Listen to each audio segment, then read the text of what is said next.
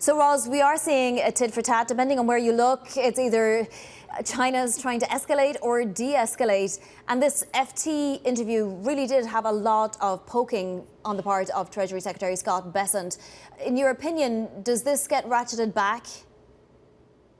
Well, it's interesting because we are seeing, you're saying, a lot of posturing going on. So China and the US trying to get potentially in the strongest position going into this possible conversation between Xi Jinping and Donald Trump later this month in Asia. But it's quite risky business that they're doing because they are coming at each other in a variety of ways, not just rare earths, critical minerals, the tech space, but also, as we've seen now, shipping, just reflecting the extent of the tensions across the trade and economic relationship between these countries. And some of it may just be largely posturing. It may be trying to get in that position ahead of the meeting. But again, up until that meeting, Xi Jinping and Donald Trump both need to decide for themselves, does this meeting still make sense? Am I going to go into that meeting and come out of it with what I need, or is there risk here in even having that conversation? And so it's really about not getting to the point where this relationship gets so tense they decide not to meet at all. I mean, you heard the comments from Scott Bessent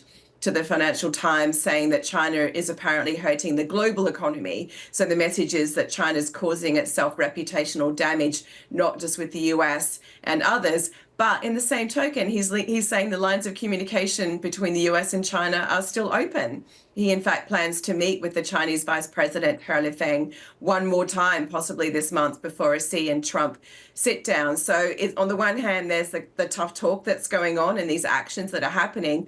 On the other, there's a sense that conversations are still going on, at least behind the scenes.